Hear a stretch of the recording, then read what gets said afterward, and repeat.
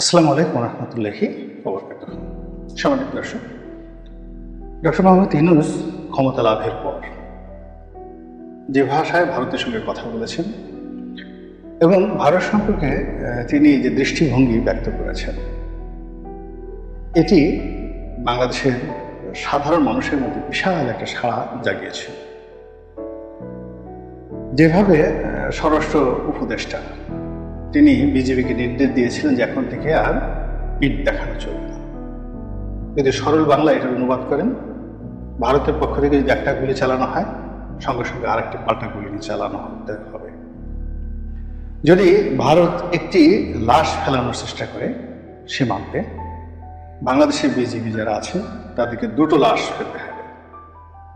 এবং এটাই জনগণের আশা, জনগণের আকাঙ্ক্ষা। এবং এটি নিয়ে মোটামুটি 2 সপ্তাহ যাবৎ বাংলাদেশে ইউনূস বন্দনা চলছিল এবং সবাই খুব খুশি হয়েছিলেন। এবং পরবর্তীতে শেখ হাসিনাকে ফেরত আনা, তার বিচার এবং এ সকল বিষয় নিয়ে তিনি খুব স্পষ্ট ভাষায় যেভাবে ভারতকে বলেছিলেন যে যদি শেখ হাসিনা ওখানে বসে তার তৎপরতা চালান, তাহলে এটি বাংলাদেশ এবং ভারতের মধ্যে যে সম্পর্ক, এটি বন্ধুত্বমূলক হবে না। এবং শেখ হাসিনাকে নিয়ে ভারত যদি বাড়াবাড়ি করে, সেটি ভারতের হবে অবন্ধু সুলভ আচরণ। তিনি এই কথা বলেছিলেন যে বাংলাদেশ এবং ভারত আগামীতে যে সম্পর্কটি, সেই সম্পর্কটি হবে চোখে চোখ রেখে কথা বলা, সমতার ভিত্তিতে। এবং তারই বক্তব্য রীতিমতো বাঙালি জাতীয়তাবাদ বলেন আর বাংলাদেশের জাতীয়তাবাদ বলেন সারা দেশে তুমুল আলোড়ন তুলেছিল এবং সবাই বলেছিল যে না, এবার আমরা একজন সত্যিকার নেতা পেয়েছি। এমনকি তাকে সবাই জিয়াউর রহমানের চাইতেও শক্তিশালী, সুদূর প্রসারী এবং সাহসী মানুষ হিসেবে বর্ণনা করার চেষ্টা করেছিলেন। কিন্তু সমস্যা হয়ে গেল যে হঠাৎ করে জামাতের আমির ডক্টর শফিকুর রহমান তিনি যখন ভারতের সঙ্গে বন্ধুত্ব করতে চাইলেন, তারপরে কেমন করে যেন আমরা দেখলাম যে জাতীয় সংসদের সাধারণ অধিবেশন যেটি হওয়ার কথা সামনে, তো সেই অধিবেশনে ডক্টর মোহাম্মদ ইউনূস যাবেন এবং সেখানে সাইড লাইন নরেন্দ্র মোদীর সাথে তিনি বৈঠক করতে আগ্রহী। তো যেখানে এখন ডক্টর মোহাম্মদ ইউনূস যে পর্যায়ে রয়েছেন আর ভারতের সঙ্গে আমাদের যে এখন ট্রেড অ্যান্ড কমার্স রয়েছে, সেখানে পুরোটাই বাংলাদেশের পক্ষে। এবং ডক্টর ইউনূস যদি এখন চোখ উল্টান, ভারতের অনেকই দেউলিয়া হয়ে পড়বে। আদানি ফাদানি যারাই বলেন না কেন, আম্বানি ঠাম্বানি যারা আছেন, অনেকই দেউলিয়া হয়ে যাবে। এবং ভারতের সঙ্গে যে সকল চুক্তি, দ্বিপাক্ষিক চুক্তি স্বাক্ষরিত হয়েছে, যে সকল অর্থনৈতিক লেনদেন রয়েছে, সব কিছুতেই বাংলাদেশ ইচ্ছা করলে আন্তর্জাতিক আইন মেনে ঠিক এগুলো যদি কেবলমাত্র পুনর্বিবেচনা করার জন্য সে 3-4 মাস সময় নেয়, ভারতে কান্নার হয়ে যাবে।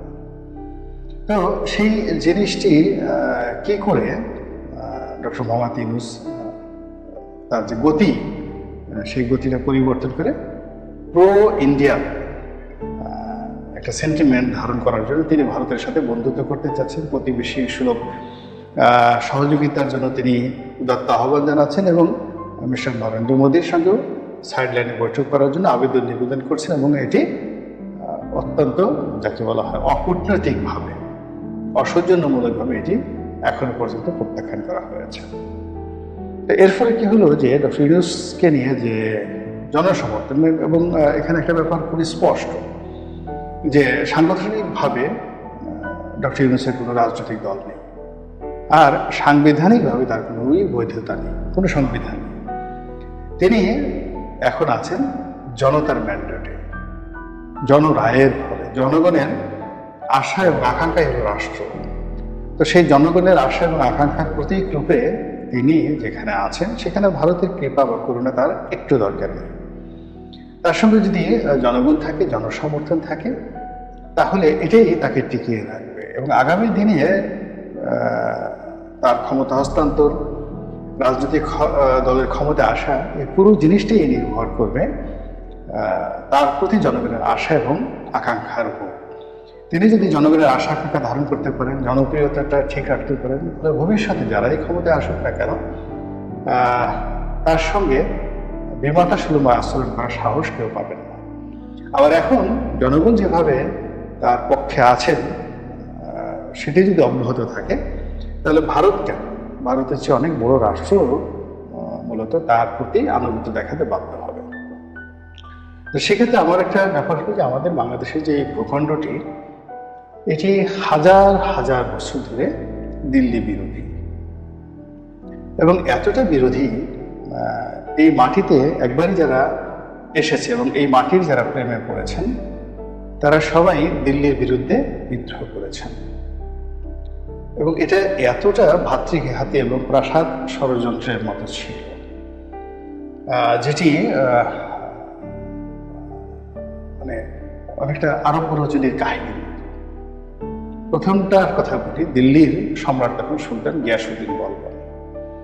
ভারতবর্ষের ইতিহাসে তার চাইতে এরকম সাহসী, এরকম কঠোর, এরকম ন্যায়পরায়ণ যাকে বলে সম্রাট আর দ্বিতীয়টি আসে হাজার বছর ইতিহাসে কখনই আছে।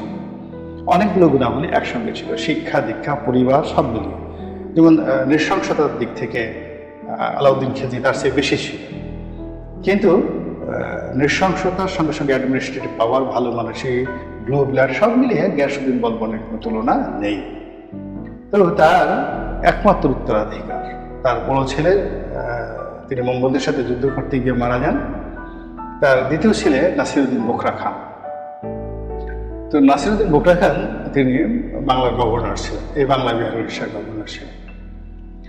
তো যা হোক, সে তো গিয়াসউদ্দিন বলবনের যখন মৃত্যু হলো তখন তিনি সঙ্গত করেন দিল্লির সিংহাসনে বসবেন। তো তিনি দিল্লির সিংহাসন ত্যাগ করলেন, বললেন যে আমি বাংলার গভর্নর হিসেবে আছি, এটাই আমি থাকব।